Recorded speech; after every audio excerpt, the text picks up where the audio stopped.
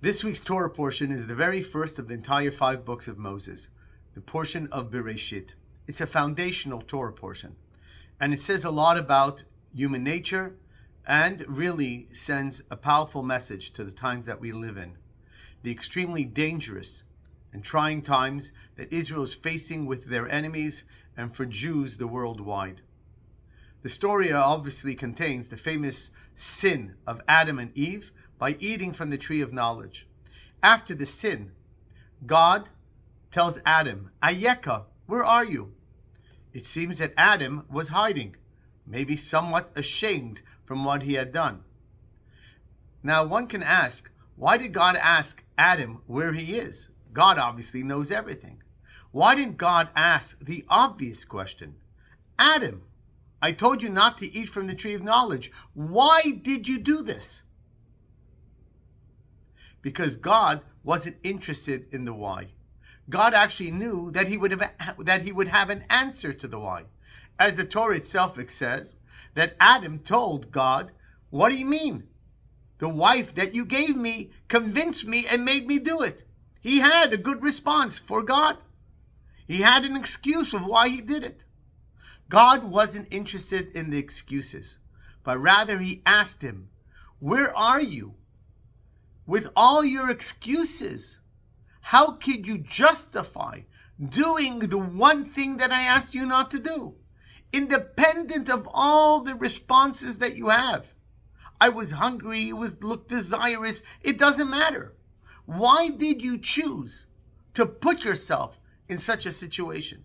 He wanted Adam to consider the grave consequences that his behavior would cause to himself and the future of all humankind.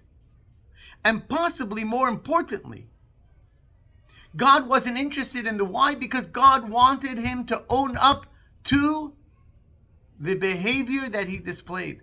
God wanted him to own up to his sin and to the havoc that he created. And we know that Adam was without remorse. He didn't own up. And that's why God didn't ask the why, but rather he asked him, what happened to you? Where did you go? What happened to the Adam that I created? The moral choices that we make throughout our life, it says it all, especially when we repeat them.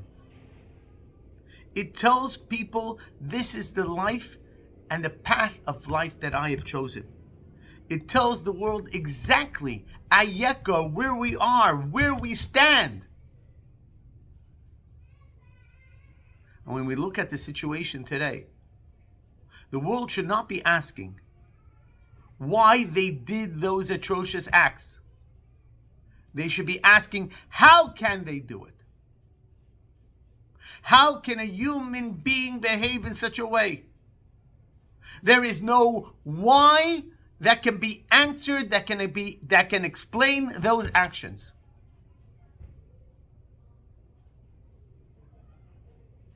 We're not interested when we raise our children to give us a good answer to a why when they do something that is simply beneath who they are. We want them to change direction. We want them to put themselves in a different position. Stop asking why. Ask, Ayeka, where are we? To what are we connected to? Where are we standing? Where are our positions of morality? If you're asking why and have an answer, you're on the wrong path. Elie Wiesel was once asked, why did the Holocaust happen? And he said, even if I had the answer, I wouldn't tell you.